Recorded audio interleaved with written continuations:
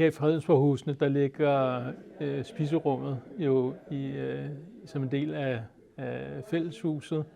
Det ligger med en fantastisk smuk udsigt ud over de grønne arealer. Og så ligger det med en glasfacade mod syd og mod vest. Og det vil sige, at man får eftermiddagssolen og aftensolen ind. Så har det både nogle lave vinduer, som man kan sidde og kigge ud af, når man sidder og spiser. Og så har det også nogle højresiddende vinduer, så man får lys ind i rummet. Så det er meget, meget smukt rum, og så er det jo skabt i nogle skønne materialer, fortrinsvis træ indvendigt, i sådan en stil, der karakteriserede Utzons arbejde på det tidspunkt, og meget anden arkitektur også i dansk arkitektur i den periode, som giver en stoflighed og man kan sige en form for intimitet i rummet. Og det bliver så underbygget også af møbleringen, som jo så er Alvar Aaltos borde og stole, men nogle forholdsvis små borde, hvor man kan sidde 4, 5, 6 personer, og dermed sidde i nogle forholdsvis små grupper og spise sin mad. Altså i danske bofællesskaber, der spiller måltider en helt central rolle, og det gør de både i kraft af, at man i nogle bofællesskaber selv laver maden. I andre bofællesskaber, som Fredensborg-husene her, bliver maden lavet.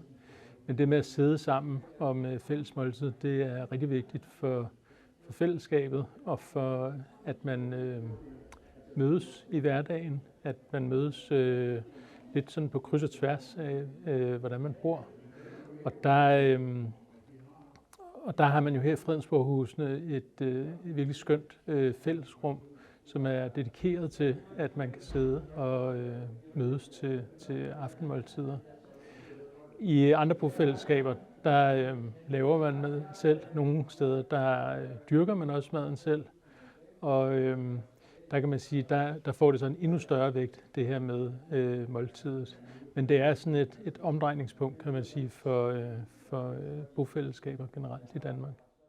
Altså det er en vidunderlig lokation, som Fredensborg-husene har på en sydvendt skråning ud mod et åbent areal, som gør, at man både her fra fælleshuset, men også fra alle boligerne, kan kigge ud altså kigge ud på naturen og få lys ind, og dermed egentlig have en nærhed til naturen og til omgivelserne, som jeg synes er helt vidunderlig. Så er der jo også en anden virkelig skøn ting, som er meget karakteristisk for den her bebyggelse. Det her med, at man har asfalt og biler på den ene side, og så har man så gårdhaverne og græsset på den anden side. Og det gør, at man finder en ro, når man kommer ind i husene, og også når man er her i fælleshuset, og altså væk fra vejen, væk fra bilerne, og egentlig kan enten gå ud i, eller sidde og kigge ud på græs og på naturen. Det er en meget, meget skøn måde, det er organiseret på, og som giver meget sådan kvalitet, tænker jeg, for dem, der bor her. Altså en af de ting, der jo også kendetegner det her sted, det er jo, at der ud over spisesalen jo også er en række andre fælles faciliteter, som beboerne kan bruge. Der er det lille museum her udenforan, og så er der nogle ret store fælleslokaler, og Saxildsalen, hvor beboerne kan mødes til fest eller til middag. Og så er der jo også overetagen, hvor der så er de her bridgeborde, hvor beboerne kan mødes og spille sammen om aftenen. Derudover så er der gæstelejligheder, så når de har familie eller venner på besøg, så har de et sted at sove. Og det bidrager jo alt sammen, kan man sige, til at man egentlig kan have en hverdag, som både er sin egen, i forhold til, at man har en bolig, der er komplet, men også har et fællesskab med de faciliteter, der gør, at man kan både interagere med de andre beboere, men også have gæster på besøg. Altså det, der også karakteriserer det her sted, er jo også, at det er fra en periode i dansk arkitekturhistorie, hvor at materialerne og håndværket var virkelig godt. Det er jo altså et meget fantastisk sted at gå rundt. Det er murstensbyggeri, hvor der er brugt mursten til murene, til I gårdhaverne ligger de som belægning, og der er tegl på taget, så det er sådan meget homogen og meget smuk bebyggelse med skorstenene, der sådan markerer sig op fra de her sådan ensartede, men alligevel små variationer, der er i bygningerne. Og så er der jo det fantastiske også, at de mure, der er rundt om boligerne, varierer i højde, så de både giver en privathed for beboerne, men også et udkig. Og samlet set giver det jo sådan en meget smuk variation, som er blevet fastholdt, og som giver det også et meget stærkt arkitektonisk udtryk. Ja, det må være rart at bo her. Det tænker jeg. Det er et skønt sted at bo, for nu er det jo så mest ældre mennesker, der bor her, men det kunne sådan set også være alle mulige andre. Det har utrolig mange kvaliteter. Det ligger dejligt. Husene er godt indrettet, og som er der så de her muligheder for os at socialisere.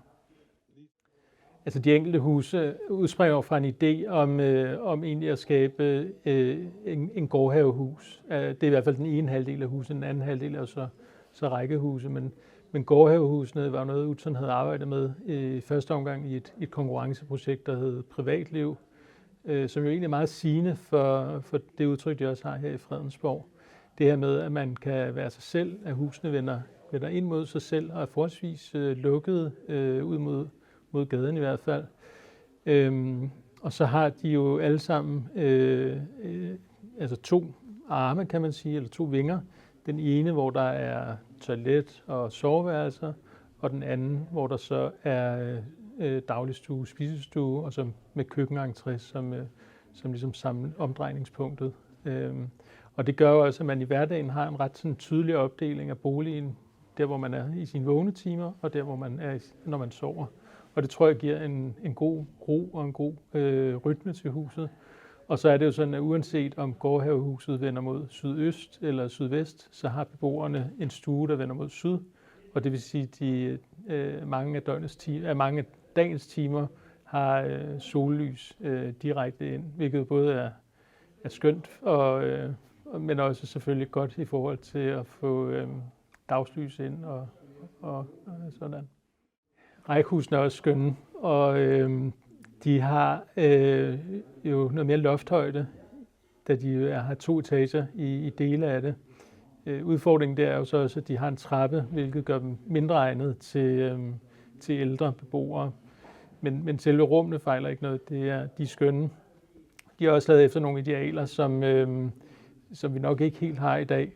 Altså køkkenerne er meget små, badeværelset er meget småt, og derfor vil de nok for mange blive opfattet som utidssvarende.